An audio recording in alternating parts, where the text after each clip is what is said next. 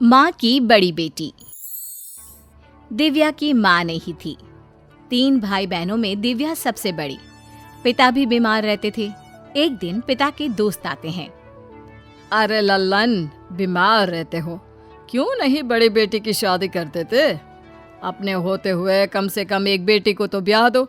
दामाद के रूप में बेटा मिल जाएगा तो दोनों छोटे भाई बहनों को भी संभाल लेगा। अभी तो दिव्या बालिग भी नहीं है। इतनी छोटी सी बच्ची की शादी करके मैं उस पर गृहस्थी का बोझ नहीं डाल सकता। दिव्या पिता की बात सुन रही थी। वो पिता के दोस्त के जाने के बाद उनसे कहती है, पापा मेरी चिंता ना करो, मैं आपका और अपने भाई बहनों का हमेशा ख्याल रखूंगी। आप बिल्कुल भी फिक्र ना करें। पर बेटा, मेरा कोई भरोसा नहीं, जिंदगी कब खत्म हो जाए। वैसे बैंक में काफ़ी पैसे हैं, मकान भी तुम्हारा ही है। बेटा, रिश्तेदार तुम लोगों को बहलाने की फुसलाने की कोशिश करेंगे, लेकिन तुम्हें सिर्फ ये याद रखना है कि तुम्हें अपने घर को ठीक रखना है। पापा आपको कुछ नहीं होगा, प्लीज ऐसी बातें ना करें। तभी घर पर दिव्या के चाचा और ताऊ आ जाते हैं। दिव्या, जा चाय बनाकर ले आ बेटी। दिव्या चाय लाकर रख रही होती है कि ताऊ की बात सुनती है। अरे देखो लल्लन, खूब कमाया है तुमने, बहुत पैसा रखे हो, लेकिन किस काम का? कल को मर गए तो बच्चे तो हम ही देखेंगे। ये घर तुम हम लोगों के नाम कर दो। पैसा कहाँ कितना रखा है सब बता दो। अरे कहीं ऐसा ना हो कि वो बैंक में रखा ही रह जाए। दिव्या सब सुन रही होती है। पापा की तरफ देखकर उन्हें कुछ ना बताने का इशारा करती है। अरे कैसे बात कर रहे हो भैया, मुझे कुछ नहीं होगा।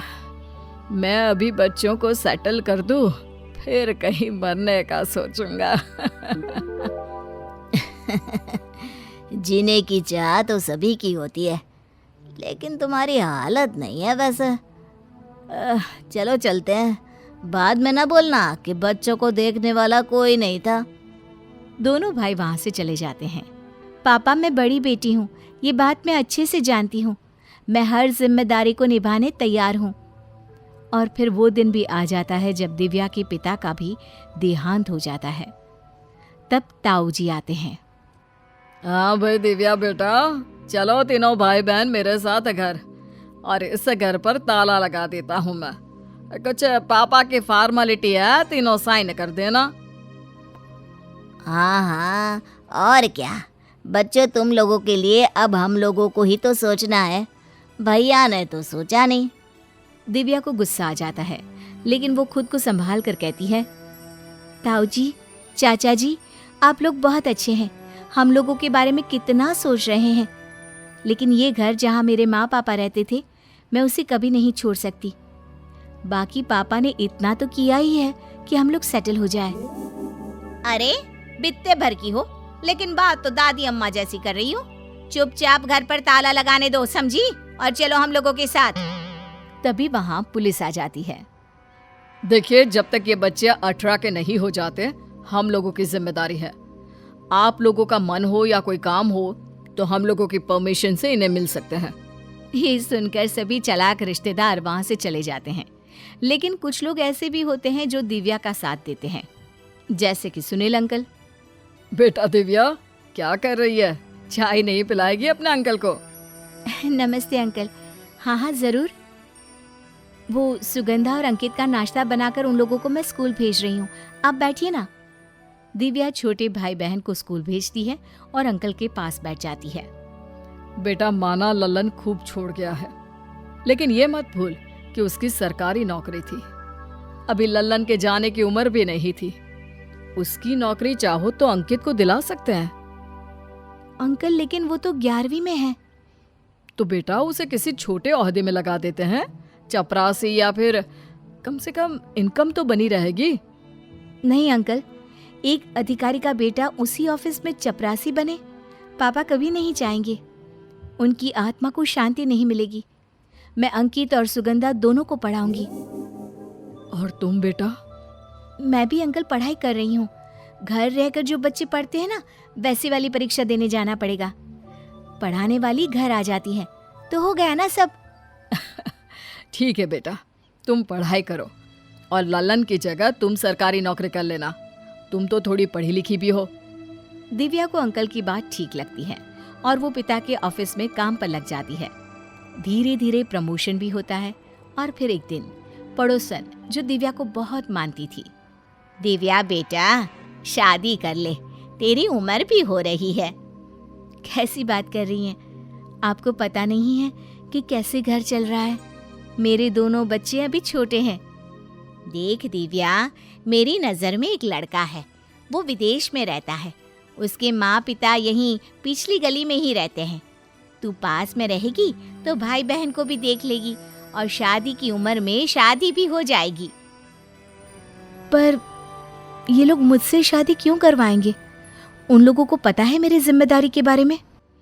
देख दिव्या, तेरी सरकारी नौकरी है, तू जिम्मेदार है, दिखती भी अच्छी है। वैसे भी भाई तेरा आज नहीं तो कल नौकरी में आ ही जाएगा। छोटी की भी शादी हो जाएगी। फिर क्या करेगी दिव्या, उम्र निकल गई तो? भाई बहन जो अब समझदार हो चुके थे, दिव्या को शादी करने के लिए मना लेते हैं। दीदी, मैं भी बीए कर चुकी हूँ, भैया भी बैंक की एग्जाम क्लियर कर चुका है। इतना अच्छा रिश्ता है, मान जाओ ना। दिव्या रिश्ते के लिए मान जाती है और रोहन की शादी दिव्या से हो जाती है। शादी के बाद दिव्या कहती है, मैंने पहली बार अपने भाई बहनों को एक रात के लिए छोड़ा है। मुझे उन लोगों की बहुत याद आ रही है। पता नहीं कैसे होंगे दोनों। उधर छोटी बहन कहती है, भैया, मुझे डर लग रहा है, दीदी की याद आ रही है, चलो ना उनसे मिलने चलते हैं। दोनों भाई बहन दिव्या के ससुराल जाते हैं, जहां दिव्या की सास कहती है, अरे रोहन 3 दिन बाद विदेश चला जाएगा। दिव्या बेटा, फिर तुम अपने मायके ही चली जाना। 1 साल में ही रोहन वापस आ जाएगा, फिर देखते हैं कि क्या करना है। लेकिन बेटा, मायके में अभी तेरी जरूरत है। दिव्या सास के पैर छूती है।